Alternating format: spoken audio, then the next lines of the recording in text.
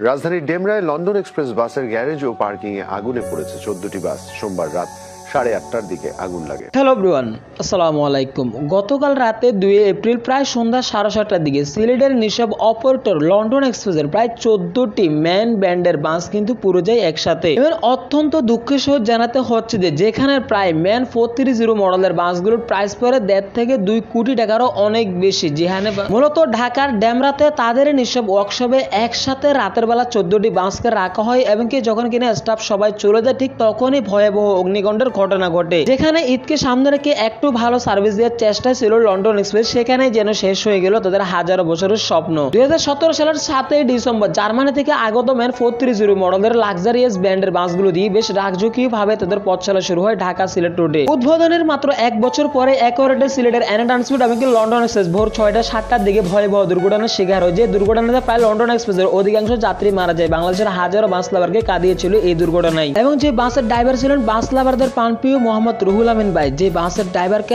আজও বাংলাদেশের মানুষ কিংবা জাতি স্মরণ করে থাকে। মূলত ধারণা করা যায় লন্ডন এক্সপ্রেস এই দুর্ঘটনার পর থেকে তারা দ্বিতীয়বার ঘুরে দাঁড়ানোর হাজারো চেষ্টা করলেও কিন্তু তারা বারবার ব্যর্থ হচ্ছে। বারবার তাদের বাসগুলো দুর্ঘটনার শিকার হচ্ছে কিংবা একের পর এক সমস্যা যেন তাদের পিছু ছাড়ছে না। শেষমেশ ভাগ্য বুঝি তাদের সহায় হলো না। গতকাল রাতে 14টি ম্যান 430 মডেলের বাস তাদের একসাথে পুড়ে যায়।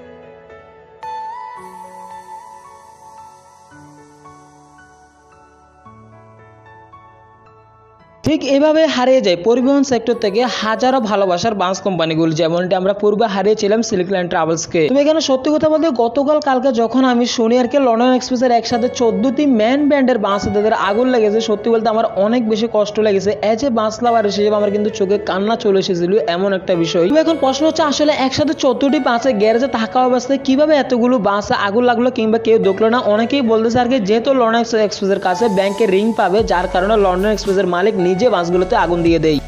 তবে এই কথাটি আসলে কতটুকু সত্য যদিও সেটা আমি জানি না। বিভিন্ন বাস লাভার কিংবা ফ্যান সোসাইটিগুলোতে যেরকম ভাষা আর কি উঠে আসতেছিল কিংবা যেরকম মন্তব্য তারা করতেছিল ঠিক একই রকম মন্তব্য আমি আপনাদেরকে শোনাচ্ছি। কারণ বাংলাদেশের বাস লাভারদের মধ্যে ঈদ সিজনে একসাথে গ্যারেজে কখনো 14টি বাস অবস্থান করে না। বর্তমানে যেহেতু সবাই আর কি ভাড়া মারতেছিল, বাসগুলো সব টিপে থাকার কথা, সেখানে তাদের গ্যারেজে একসাথে 14টি বাস কি করতেছিল রাতের বেলা। তাই এখানে যেহেতু যুক্তি সম্পূর্ণ ঈদ সিজনে কখনো একটি গ্যারেজে 14টি বাস থাকার কথা না, সবগুলো বাস কিন্তু রাতের বেলা টিপে থাকার কথা। এমন অবস্থায় যেহেতু সন্দেহ হচ্ছে, যার কারণে হয়তো অনেকে বলতেছিল মালিক পক্ষ নিজে বাসগুলোতে আগুন দিয়েছিল। তবে এখানে এখন পর্যন্ত যদিও সেই গ্যারেজে কিভাবে আগুনটা লেগেছিল সেটা কিন্তু এখনো উদ্ঘাটন করা হয়নি। যদি সম্পূর্ণ কোনো আপডেট হয় তাহলে এই ভিডিওর প্রথম কমেন্ট বক্সে আমি পিন করে দিব। তো আসলে ভাবতেও অবাক লাগে, একসময় যে বাসগুলো রাস্তায় দেখলে কখনো হাত দিয়ে কখনো হেডলাইট দিয়ে রেসপন্স দেওয়ার চেষ্টা করতো বাস লাভারদেরকে, আজ সেই বাসগুলোর এমন অবস্থা দেখে চোখ দিয়ে অঝরে কান্না আসতেছে।